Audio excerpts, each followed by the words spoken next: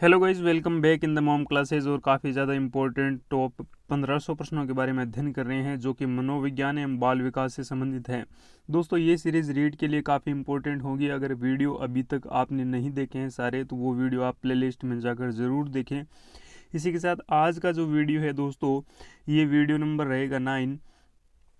अब तक हमने 400 प्रश्नों पर डिस्कस किया है। आज की वीडियो में हम 50 प्रश्नों पर डिस्कस करेंगे और काफ़ी ज़्यादा इंपॉर्टेंट। सबसे पहले शुरुआत करते हैं सेशन की, उससे पहले बताना चाहूँगा आज का क्वेश्चन ऑफ द डे रहेगा, अधिगम प्रक्रिया में किसकी भूमिका सर्वोपरि रहती है। दोस्तों, ये क्वेश्चन रहेगा। इसी के साथ बात करिए, पहला क्वेश्चन दे रखा है कि लंबाई, भार, त्वचा रंग, पैर, आँख एवं बालों का रंग में विविधता तथा विचलन को कहते हैं। भावनात्मक अंतर, भौतिक अंतर, मानसिक अंतर या फिर इनमें से कोई नहीं। तो राइट आंसर रहेगा दोस्तों, वो रहेगा भौतिक अंतर। ऑप्शन नंबर बी इस क्वेश्चन का राइट आंसर रहेगा।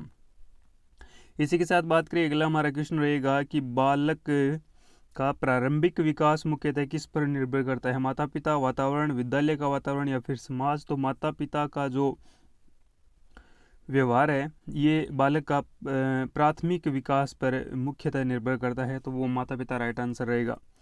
नेक्स्ट बात करते हैं अगले क्वेश्चन पर, किसी जिज्ञासु छात्र को प्रेरित करने में निम्न में से कौन सा एक कारगर उपाय है।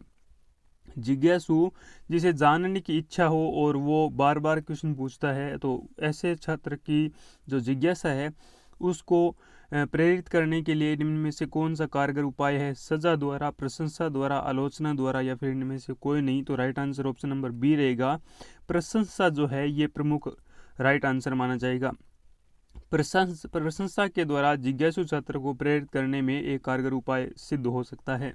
इसी के साथ बात करें, अगला हमारा क्वेश्चन है कि निम्न में से वस्तुनिष्ठ परीक्षणों में के गुण के संबंध में सही कथन कौन सा है। वस्तुनिष्ठ परीक्षण में सही कथन, इसका अंकन शीघ्रता तथा सुगमता से किया जा सकता है। ये परीक्षकों के व्यक्तित्व प्रभाव से प्रभावित नहीं होते। या फिर अगला हमारा टॉपिक रहेगा कि वस्तुनिष्ठ के कारण अधिक विश्वसनीय एवं वैध होता है। तो राइट आंसर की बात करें यहाँ पर दोस्तों, तो वो रहेगा उपयुक्त सभी। ये सभी प्रमुख कारक है जिनके द्वारा वस्तुनिष्ठ परीक्षणों के गुण के संबंध में सही कथन है। इसमें अंकन शीघ्रता हो, सुगमता से किया जा सकता है। ये परीक्षकों के व्यक्तित्व प्रभाव को प्रभावित नहीं करते हैं। वस्तुनिष्ठता के कारण अधिक विश्वसनीय एवं वैध होते हैं। इसी के साथ अगला हमारा क्वेश्चन है कि अंतर व्यक्तित्व बुद्धि से क्या तात्पर्य है। स्वयं की क्षमता एवं कमजोरियों का पहचान करना, दूसरों को अभिप्रेरित एवं करने का कौशल, या फिर विभिन्न व्यक्तियों को समझने का कौशल, या फिर दूसरों के साथ बातचीत करने का कौशल। तो राइट आंसर रहेगा ऑप्शन नंबर सी, विभिन्न व्यक्तियों को समझने का जो कौशल रहता है ये अंतर व्यक्तिगत बुद्धि से तात्पर्य है। अंतर व्यक्तिय बुद्धि से तात्पर्य कौन सा है, तो विभिन्न व्यक्तियों को समझने का जो कौशल है। इसी के साथ बात करें, शिक्षण अधिगम प्रक्रिया की दृष्टि से एक अच्छा शिक्षक वह होता है जो कक्षा में बातचीत रोकने में सफल हो जाता है, बातें करने वालों को दंडित करता है, उदासीन है। या फिर बात करें जो सोचता है कि बातचीत को सीखने के संसाधन के रूप में उपयोग किया जाना चाहिए। तो ये right answer option number D रहेगा कि जो सोचता है कौन, शिक्षक। और शिक्षण के अधिगम प्रक्रिया में अच्छा शिक्षक वही साबित होता है जो सोचता है कि बातचीत को सीखने के संसाधन के रूप में उपयोग किया जा सकता है। तो ऑप्शन नंबर डी करेक्ट रहेगा। अगला हमारा क्वेश्चन है कि प्रयोजन विधि के प्रतिपादक है। प्रयोजन विधि के प्रतिपादक कौन है। दुर्खिम, प्लेटो, किलपैट्रिक या फिर सुकरात। तो ये यहाँ पर राइट आंसर रहेगा ऑप्शन नंबर सी। प्रयोजन विधि के जो प्रतिपादक है वो किलपैट्रिक रहेंगे। अगला हमारा क्वेश्चन है कि कक्ष का वातावरण होना चाहिए शांत, शोरगुल से भरा, अनुशासन से पूर्ण, मित्रतापूर्ण। कक्ष का वातावरण यहाँ पर राइट आंसर की बात करिए तो वो रहेगा, शोरगुल तो हो नहीं सकता, अनुशासन से पूर्ण बिल्कुल हो सकता है, शांत भी होना चाहिए, मित्रतापूर्ण होना चाहिए। यहाँ पर मुख्य जो बिंदु रहेगा वो मित्रतापूर्ण रहेगा, क्योंकि मित्रतापूर्ण व्यवहार के द्वारा एक बालक बहुत ज़्यादा सीखने को प्रभावित होता है। तो ऑप्शन नंबर यहाँ पर डी करेक्ट रहेगा। अगला हमारा क्वेश्चन है कि लॉरेंस कोहलबर्ग के सिद्धांत के में कौन सा स्तर नैतिकता की अनुपस्थिति को सही अर्थ से सूचित करता है। स्तर थर्ड, स्तर फोर्थ, स्तर फर्स्ट, स्तर सेकंड। तो राइट आंसर रहेगा जो स्तर फर्स्ट है, ये कोहलबर्ग के जो सिद्धांत है इसमें नैतिकता की अनुपस्थिति को सही अर्थ में सूचित करता है, तो ऑप्शन नंबर थर्ड करेक्ट रहेगा और स्तर रहेगा फर्स्ट। पियाजे के सिद्धांत के अनुसार निम्नलिखित में से कौन सा व्यक्ति के संज्ञात्मक विकास को प्रभावित नहीं करेगा? भाषा, सामाजिक अनुभव, परिपक्वन, या फिर ऑप्शन नंबर रहेगा डी क्रियाकलाप। तो राइट आंसर की बात करें तो यहाँ पर सामाजिक अनुभव है, ये पियाजे के सिद्धांत के अनुसार व्यक्ति के संज्ञात्मक विकास को प्रभावित नहीं करेगा। तो वो कौन सा रहेगा? सामाजिक अनुभव, ऑप्शन नंबर बी करेक्ट रहेगा। इसी के साथ बात करें, अगला हमारा क्वेश्चन है कि डाल्टन की शिक्षण विधियों का विकास किसने किया? फ्रोबेल ने, किलपैट्रिक ने, मिस हेलेन पार्कहर्स्ट ने, या फिर डाल्टन ने? राइट आंसर की बात करें तो यहाँ पर डाल्टन की जो शिक्षण विधियों का विकास किसने किया? तो मिस हेलेन पार्कहर्स्ट जो है यहाँ पर right answer option number C रहेगा। विकर्टी लिखावट से संबंधित निम्नलिखित में से लिखने के योग्यता में कमी का किसका एक लक्षण है?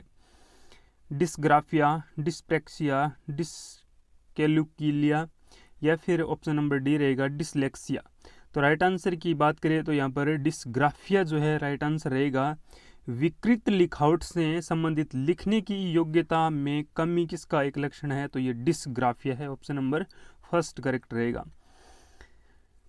वाइगोत्स्की तथा पियाजे के परिप्रेक्ष्यों में एक प्रमुख विभिन्नता है, तो कौन सी है? व्यवहारवादी सिद्धांतों की उनकी आलोचना, बच्चों को एक पालन पोषण का परिवेश उपलब्ध कराने की भूमिका, भाषा एवं चिंतन के बारे में उनके दृष्टिकोण, ज्ञान के सक्रिय निर्माताओं के रूप में बच्चों की संकल्पना। तो राइट आंसर ऑप्शन नंबर यहाँ पर रहेगा सी, भाषा एवं चिंतन के बारे में उनके जो दृष्टिकोण है ये प्रमुख विभिन्नता है किनकी? वाइगोत्स्की और पियाजे के जो परिप्रेक्ष्य सिद्धांत है। इसी के साथ बात करें, शिक्षार्थियों के व्यक्तित्व भिन्नता प्रदर्शित करता है, अतः शिक्षक को अधिगम की एक समान गति पर बल देना चाहिए। ऑप्शन नंबर बी, कठोर अनुशासन सुनिश्चित करना चाहिए, परीक्षाओं की संख्या बढ़ा देनी चाहिए, सीखने की विविध अनुभवों को उपलब्ध कराना चाहिए। तो ऑप्शन नंबर डी करेक्ट रहेगा, सीखने की विविध अनुभवों को उपलब्ध करवाना चाहिए। अगला हमारा क्वेश्चन है कि निम्नलिखित में से कौन सा वस्तुनिष्ठ प्रश्न है?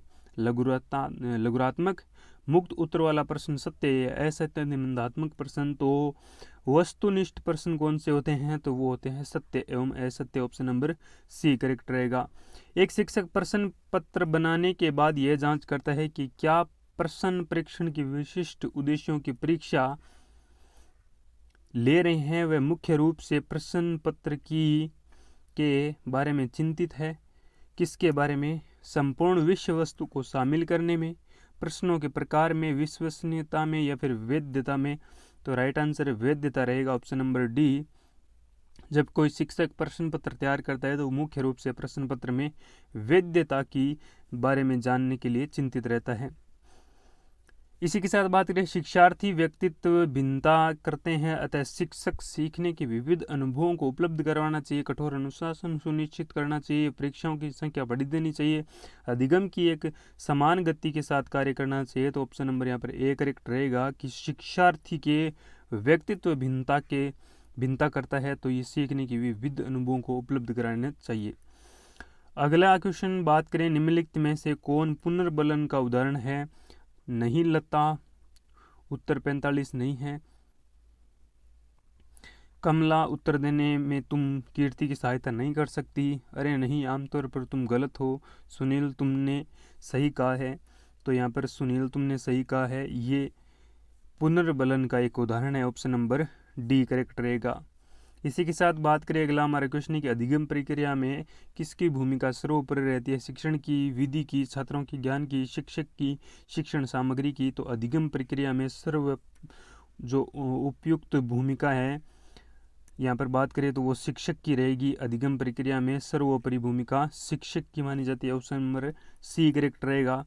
अगला हमारा क्वेश्चन है कि जिन बच्चों में उपलब्धि प्रेरणा अधिक होती है उनके माता पिता प्राय स्वतंत्रता को हतोत्साहित करते हैं, मानकों की प्राप्ति हेतु असफलता पर दंडित करते हैं, ऊंचे मापदंड स्थापित करते हैं, बच्चों के व्यवहार को बिना शर्त के स्वीकार करते हैं। तो ऑप्शन नंबर यहाँ पर सी करेक्ट रहेगा कि जिन बच्चों की उपलब्धि अभिप्रेरणा अधिक होती है, उनके माता पिता प्राय उच्च मापदंड स्थापित करते हैं, तो ऑप्शन नंबर सी करेक्ट रहेगा। अगला हमारा क्वेश्चन है कि कौन सी अभिप्रेरणा का आंतरिक स्रोत नहीं है, आवश्यकताएं, प्रोत्साहन, अंतर्नोद या फिर प्रतिद्वंद्विता। तो यहाँ पर दोस्तों राइट आंसर रहेगा प्रतिद्वंद्विता जो है ये अभिप्रेरणा का आंतरिक स्रोत नहीं माना जाता, जबकि आवश्यकताएं, प्रोत्साहन एवं अंतर्नोद जो है ये अभिप्रेरणा के आंतरिक स्रोत माने जाते हैं। इसी के साथ बात करिए, अगला हमारा क्वेश्चन है कि मानव व्यक्तित्व परिणाम है, तो आनुवंशिकता एवं अंतः क्रिया का एक मानव व्यक्तित्व परिणाम रहेगा। व्यवहार में होने वाले स्थायी परिवर्तन जो अभ्यास के कारण होते हैं को कहा जाता है, अभ्यास के कारण जो होते हैं परिवर्तन उन्हें कहा जाता है दोस्तों सीखना। ऑप्शन नंबर ए करेक्ट रहेगा, जो कि हमने पिछले वीडियो में पढ़ चुका है। निम्नलिखित में से कौन सा कारक स्मृति से संबंधित नहीं है, पहचान, धारण, पुनः स्मरण या फिर अनुभूति। स्मृति यानी मेमोरी से संबंधित नहीं है, तो वो कौन है, अनुभूति। किसी चीज़ की अनुभूति करना ये स्मृति से संबंधित नहीं है, जबकि पहचान ये स्मृति से संबंधित है। धारण एवं पुनः स्मरण जो है ये स्मृति यानी मेमोरी या फिर माइंड से संबंधित है। मेस्लो के अभिप्रेरणा सिद्धांत को कहा जाता है आवश्यकता का सिद्धांत, शारीरिक सिद्धांत, दृढ़ इच्छा शक्ति का सिद्धांत या फिर अंतर्नोद का सिद्धांत। तो आवश्यकता का सिद्धांत कहलाता है किसका, मेस्लो का जो अभिप्रेरणा का सिद्धांत है इसे आवश्यकता का सिद्धांत कहा जाता है। इसी के साथ बात करें, अगला हमारा क्वेश्चन है मनोविज्ञान के अनुसार बुद्धि क्या है, सीखने की क्षमता, अमूर्त चिंतन की योग्यता है, एक और दो दोनों या फिर कोई नहीं। तो राइट आंसर रहेगा ऑप्शन नंबर सी, सीखने की क्षमता भी है क्या बुद्धि, अमूर्त चिंतन की योग्यता भी है बुद्धि। तो ऑप्शन नंबर सी करेक्ट रहेगा। अगला हमारा क्वेश्चन है कि नैमित्तिक अनुबंधन में पहले सरल अनुक्रियाओं को अधिगम द्वारा जटिल अनुक्रियाओं के अधिगम का प्रक्रम कहलाता है। तो सरल से जटिल अनुक्रियाओं के अधिगम का प्रक्रम क्या कहलाता है, प्रतिरूपण, कार्यक्रमित अधिगम या फिर ऑप्शन नंबर सी उत्तरोत्तर सन्निकटन या फिर कड़ी निर्माण। तो ये रहेगा ऑप्शन नंबर बी करेक्ट। सरल अनुक्रियाओं के अधिगम को जटिल अनुक्रियाओं के अधिगम का जो प्रकरण है ये कार्यक्रमित अधिगम कहलाता है। ऑप्शन नंबर बी करेक्ट रहेगा। इसके साथ बात करें, अगला हमारा क्वेश्चन रहेगा कि अधिगम समृद्ध होगा यदि शिक्षकों द्वारा विविध प्रकार के व्याख्यान व स्पष्टीकरण का प्रयोग शिक्षण में किया जाए, कक्षा में नियमित अंतराल पर प्रेक्षण लिया जाए या फिर कक्षा में वास्तविक घटनाओं के उदाहरण के माध्यम से शिक्षण कार्य किया जाए, या फिर ऑप्शन नंबर डी रहेगा कक्षा में अधिक से अधिक शिक्षण सामग्री का प्रयोग किया जाए। तो ऑप्शन नंबर सी करेक्ट रहेगा कि अधिगम जो है ये समृद्ध होगा कैसे, कक्षा में वास्तविक घटनाओं के उदाहरण के माध्यम से शिक्षण कार्य किया जाए। तो ऑप्शन नंबर सी करेक्ट रहेगा। अगला हमारा क्वेश्चन है कि मूल्यांकन को उपयोगी तथा रोचक प्रक्रिया में बदलने के लिए किसके प्रति सचेत होना चाहिए, शैक्षिक तथा सह शैक्षिक क्षेत्रों में विद्यार्थियों की सीखने के बारे में जानकारी प्राप्त करने के लिए विभिन्न विधियों का प्रयोग करने के प्रति, या फिर प्रतिपुष्टि देने के लिए तकनीकी भाषाओं का प्रयोग करने की प्रति, या फिर अलग अलग विद्यार्थियों में तुलना करने के प्रति, या फिर विद्यार्थियों को बुद्धिमान तथा औसत विद्यार्थियों के उपाधि देने के प्रति। तो right answer option number A correct रहेगा कि मूल्यांकन जो होता है, जो टेस्ट होता है, जो परीक्षा होती है को उपयोगी तथा रोचक प्रक्रिया में बनाने के प्रति सचेत होना चाहिए। तो शैक्षिक तथा सह शैक्षिक क्षेत्रों में विद्यार्थियों को सीखने के बारे में जानकारी प्राप्त करने के विभिन्न विधियों का प्रयोग करने के प्रति, तो ऑप्शन नंबर ए करेक्ट रहेगा। इसी के साथ बात करें, अगला हमारा क्वेश्चन है कि एक शिक्षिका ने अपने शिक्षण में दृश्य श्रव्य सहायक सामग्रियां और शारीरिक गतिविधियों का उपयोग करती है क्योंकि वे शिक्षार्थी को मनोरंजन प्रदान करते हैं, बिल्कुल नहीं। अधिगम बढ़ाने के लिए अधिकतम संख्या में इंद्रियों का उपयोग करते हैं, ये हो सकता है। या फिर शिक्षक को राहत प्रदान करने के लिए, या फिर प्रभावी आंकलन की सुविधा प्रदान करने के लिए। तो ऑप्शन नंबर यहाँ पर बी करेक्ट रहेगा कि एक शिक्षिका अपने शिक्षण में दृश्य श्रव्य सहायक सामग्रियों एवं शारीरिक गतिविधियों का उपयोग करती है क्योंकि अधिगम बढ़ाने के लिए अधिकतम संख्या में इंद्रियों का उपयोग करना चाहिए। अगला हमारा क्वेश्चन है कि व्यक्तित्व मापन की वस्तुनिष्ठ विधियों में निम्न में से कौन सी विधि नहीं मानी जाती, नियंत्रित परीक्षण, रेखांकित द्वारा प्रदर्शित मापनीय व्यक्तित्व या संकेत के रूप में शारीरिक परिवर्तन।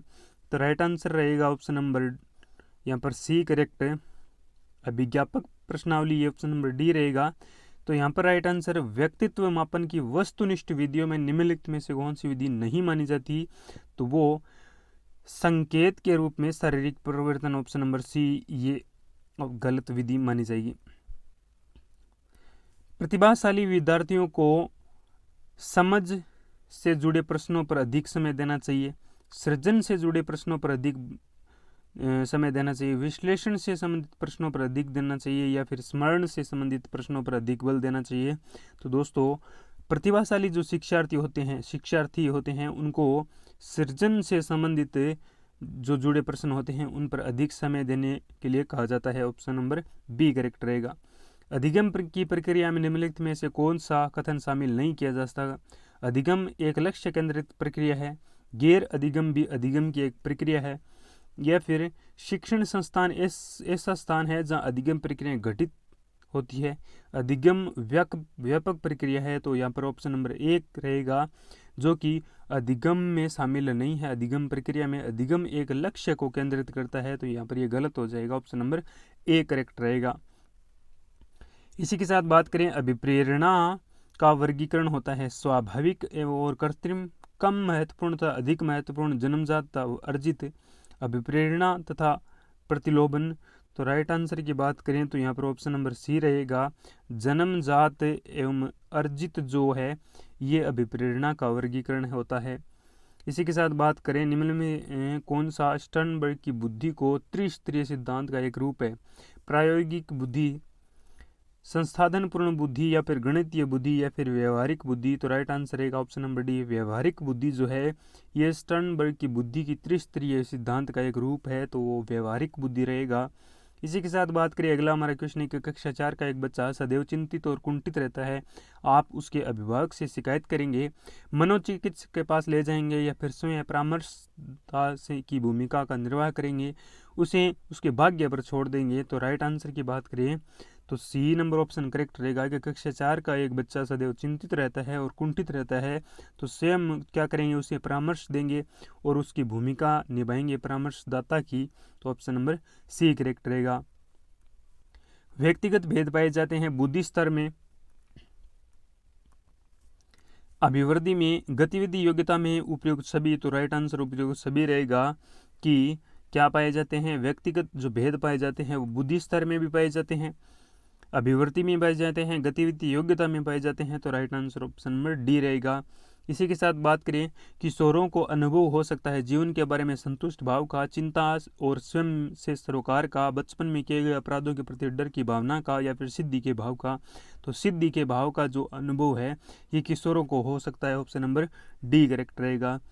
अधिगम स्थानांतरण की द्वितत्व सिद्धांत के प्रवर्तक थे थॉर्नडाइक, स्पिरेमैन, जड, या फिर गिलफोर्ड। तो राइट आंसर रहेगा स्पिरेमैन। स्पिरेमैन जो है ये अधिगम स्थानांतरण की द्वितत्व सिद्धांत के प्रवर्तक थे, ऑप्शन नंबर यहाँ पर बी करेक्ट रहेगा। इसी के साथ बात करें अगला हमारा क्वेश्चन है कि सशक्त अभिप्रेरणा सीखने का प्रतिभाशाली घटक है, इससे बालक स्वस्थ रहता है, ध्यान रहता है, शीघ्र सीखता है, प्रसन्न रहता है। तो right answer option number C रहेगा कि सशक्त जो अभिप्रेरणा है इसमें सीखने का प्रभावशाली घटक है, शीघ्र सीखता है, तो बालक यहाँ पर ऑप्शन नंबर सी करेक्ट रहेगा। आपको अपनी कक्षा में 2 मंद बुद्धि बच्चों को बैठाने के लिए बोला गया, आप उन्हें विद्यार्थियों के रूप में ग्रहण करने के लिए इनकार करेंगे। प्रधानाध्यापक को उन्हें किसी और की कक्षा में जो कि मंद बुद्धि बालकों के लिए विशेष रूप से चिन्हित है उनमें बैठाने के लिए बोलेंगे। ऐसे विद्यार्थियों को सीखने की तकनीकी सीखेंगे, या फिर उपयुक्त में से कोई नहीं। तो right answer option number C रहेगा कि जब आपको अपनी कक्षा में 2 मंद बुद्धि बालकों को बैठाने के लिए बोला जाए तो आप क्या करेंगे, तो आप शिक्षक के रूप में ऐसे शिक्षार्थियों को सीखने की तकनीक सीखेंगे। तो ऑप्शन नंबर यहाँ पर सी करेक्ट रहेगा। इसी के साथ बात करें क्रियात्मक अनुसंधान के संबंध में निम्नलिखित में से कौन सा कथन सही नहीं है? तो क्रियात्मक अनुसंधान यह अध्यापकों एवं शिक्षा व्यवसाय से जुड़े लोगों के द्वारा किया जाता है। व्यापक स्तर पर निर्णय लेने के लिए सूचना अंग संकलन का कार्य इनमें किया जाता है। यह किसी विशिष्ट समस्या के समाधान के लिए होता है, या फिर स्थानीय स्तर पर रोजमर्रा की समस्याओं के समाधान के लिए क्रियात्मक अनुसंधान किया जाता है। तो यहाँ पर राइट आंसर रहेगा ऑप्शन नंबर बी।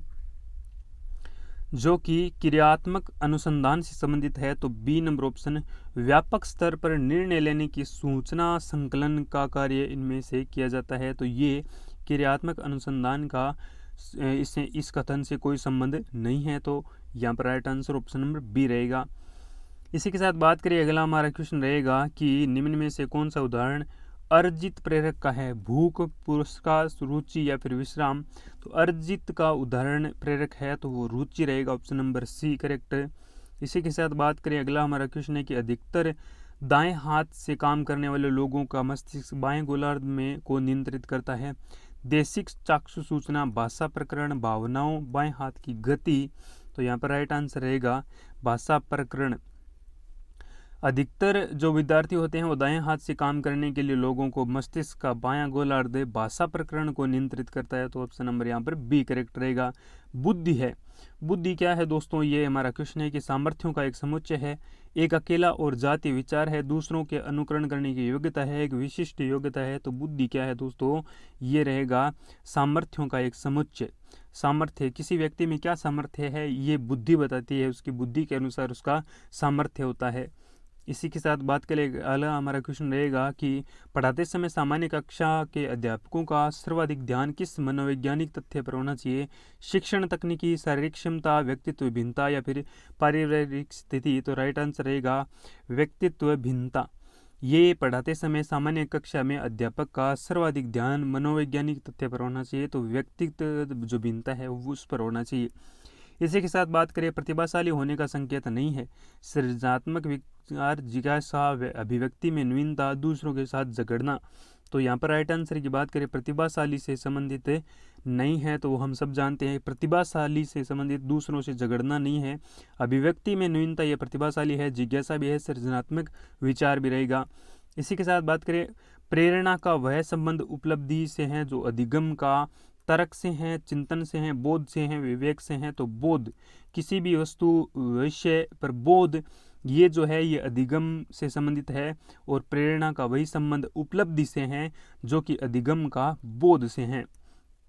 आज का अंतिम सवाल ये रहेगा कि व्यक्ति में एक दूसरे में भिन्नता क्यों होती है, वातावरण के प्रभाव के कारण, जन्मजात विशेषताओं के कारण, वंशाक्रम और वातावरण के बीच अनोन्य क्रिया के कारण। तो यहाँ पर right answer option number C रहेगा, व्यक्तियों में एक दूसरे में भिन्नता वंशा अनुक्रम एवं वातावरण के बीच अनोन्य क्रिया के बीच रहेगी। इसी के साथ दोस्तों, आपने अभी तक हमारे चैनल को सब्सक्राइब नहीं किया है तो ज़रूर करें, ज्वाइन करें हमारे टेलीग्राम चैनल को, जहाँ पर एग्जाम रिलेटेड काफ़ी इंपॉर्टेंट न्यूज़ दी जाती है। रीट से संबंधित कोई भी खबर हो तो वो आपके साथ शेयर की जाती है। रीट के एडमिट कार्ड जारी हो चुके हैं, अगर अभी तक आपने एडमिट कार्ड डाउनलोड नहीं किया है तो लिंक दे रखा है हमारे व्हाट्सएप ग्रुप में एवं टेलीग्राम चैनल पर, वहीं से आप डाउनलोड कर सकते हैं। ज्वाइन करें हमारे व्हाट्सएप ग्रुप एवं टेलीग्राम चैनल को। वीडियो कैसा लगा कमेंट बॉक्स में ज़रूर लिखें, वीडियो अगर पसंद आए तो लाइक करें, अपने दोस्तों के साथ शेयर करें। Thank you, have a nice day.